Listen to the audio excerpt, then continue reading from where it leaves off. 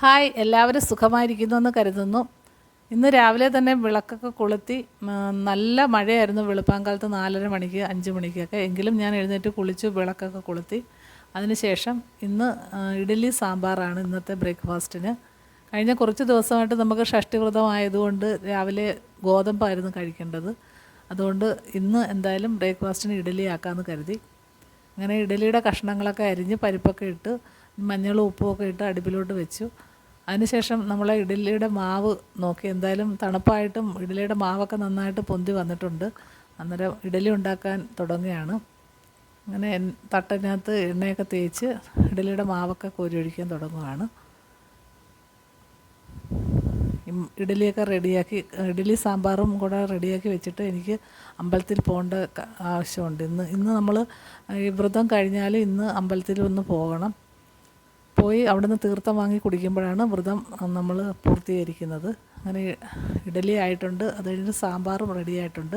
സാമ്പാറിൽ ഞാൻ സാധാരണ ഈസ്റ്റേൺ സാമ്പാർ പൊടിയാണ് ചേർക്കുന്നത്. അങ്ങനെ സാമ്പാർ പൊടിയൊക്കെ ഇട്ട് കലക്കി ഇനി കടുവറുത്തും കൂടെ ഒഴിച്ചു കഴിഞ്ഞാൽ നമ്മുടെ സാമ്പാർ റെഡിയാവും.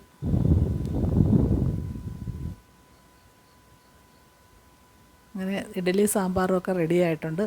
ചേട്ടന് അത്യാവശ്യമായിട്ട് തിരുവനന്തപുരത്ത് വരെ പോകണമെന്ന് പറഞ്ഞു. അതുകൊണ്ട് പെട്ടെന്ന് ഇഡ്ഡലിയും സാമ്പാറും കൊടുത്തു. ഇനി ഞാൻ അമ്പലത്തിലൊക്കെ പോയിട്ട് വന്നിട്ട് ഇനി കഴിക്കത്തുള്ളൂ. അതിന് വേണ്ടിയിട്ട് അമ്പലത്തിലോട്ട് പോകാനുള്ള ഒരുക്കത്തിലാണ്. അങ്ങനെ അമ്പലത്തിൽ പോവുകയാണ്.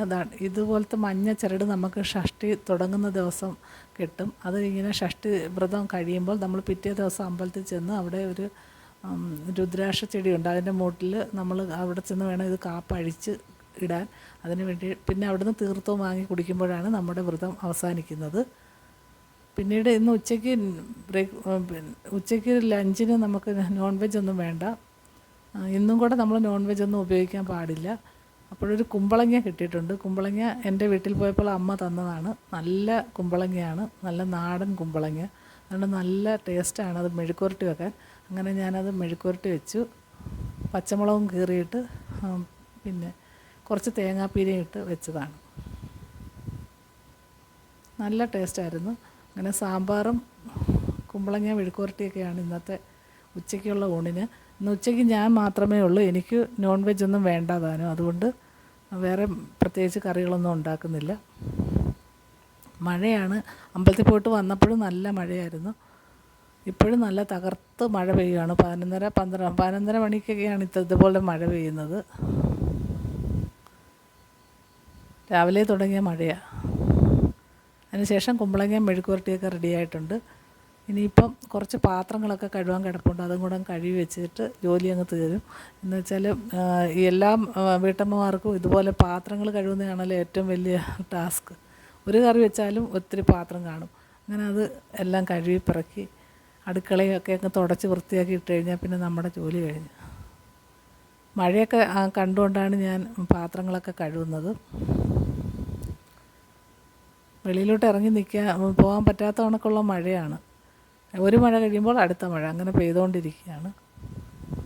ഇനിയിപ്പോൾ ഞാൻ ആലോചിച്ചപ്പോൾ ഒരു കറിയും കൂടെ വെക്കണമെന്ന് ആലോചിച്ചപ്പോഴാണ് പപ്പടം ഇരിക്കുന്നത് കണ്ടത്. ആ പപ്പടം ഞാൻ കുറച്ച് 3-4 കീറിയിട്ട് ചെറുതായിട്ട് വറുത്തെടുക്കുകയാണ്. എനിക്ക് മാത്രം മതിയല്ലോ, അതുകൊണ്ട് പിന്നെ വലിയ പപ്പടമായിട്ട് ചുടണ്ടെന്ന് കരുതി ഇതേപോലെ കീറിയിട്ട് ചുടുന്ന പപ്പടം എനിക്ക് ഭയങ്കര ഇഷ്ടമായതുകൊണ്ട് ഞാൻ അങ്ങനെ ചുട്ട് ഉച്ചക്കലത്തെ ഊണിന് എടുക്കാമെന്ന് കരുതി. രാത്രിയിലേക്ക് ഇവിടെ ചപ്പാത്തിയോ അല്ലെങ്കിൽ എന്തെങ്കിലും ആയിരിക്കും. അന്നേരം പിന്നെ ചോറിൻ്റെ ആവശ്യമില്ല. അങ്ങനെ ഉച്ചയ്ക്ക് സാമ്പാറും ചോറും പിന്നെ മെഴുക്ക് വരട്ടി, കുമ്പളങ്ങ മെഴുക്ക് വരട്ടി, പപ്പടം, പിന്നെ തൈരുണ്ട്. അതുകൊണ്ട് തൈര് കൂടെ മതി. എനിക്ക് അത്രയ്ക്ക് ഒരുപാട് കൂട്ടാനൊന്നും വേണമെന്നില്ല. അതുപോലെ തന്നെ ഒരുപാട് കൂട്ടാനുണ്ടാക്കി അത് കഴിച്ചു തീർക്കാനുള്ള ആൾക്കാരും ഇല്ലാത്തതുകൊണ്ട് ഇത്രയൊക്കെ മതിയല്ലോ. അതുകൊണ്ട് അങ്ങനെ വിശാലമായിട്ട് ഞാൻ ഉച്ചക്കലത്തെ ഊണ് കഴിക്കാനുള്ള തയ്യാറെടുപ്പിലാണ്. ഒറ്റയ്ക്കിരുന്ന് കഴിക്കുന്നത് കൊണ്ട് ഒരു രസമില്ല. പിന്നെ ഞാൻ തനിയെ ഇരുന്ന് ഇങ്ങനെ ഓരോ കാര്യങ്ങളും വാർത്തകളൊക്കെ TV-യിൽ വാർത്ത ഇട്ടിട്ടുണ്ട്. അത് കേട്ടുകൊണ്ടാണ് കഴിക്കുന്നത്. എല്ലായിടത്തും ഭയങ്കര മഴയാണെന്നാണ് വാർത്തയിൽ പറയുന്നത്. പിന്നെ ചുഴലിക്കാറ്റിൻ്റെ കാര്യമൊക്കെ പറയുന്നുണ്ട്. വൈകിട്ടത്തോടുകൂടി ചുഴലിക്കാറ്റ് വരുമെന്നും പറയുന്നുണ്ട്. അങ്ങനെ ഞാൻ എൻ്റെ ഉച്ചക്കലത്തെ ഊണ് കഴിച്ചുകൊണ്ടിരിക്കുകയാണ്. എല്ലാവർക്കും മഴയും കാറ്റുമൊക്കെ അനുഭവപ്പെടുന്നുണ്ടെന്ന് കരുതുന്നു. എല്ലാവരും സേഫായിട്ടിരിക്കുക. ഇനിയിപ്പോൾ കുറച്ച് ദിവസത്തേക്ക് മഴയാണെന്നാണ് പറയുന്നത്. ഇത്രയൊക്കെ ഉള്ളൂ ഇന്നത്തെ വീഡിയോയിൽ. മറ്റൊരു വീഡിയോയുമായി നാളെ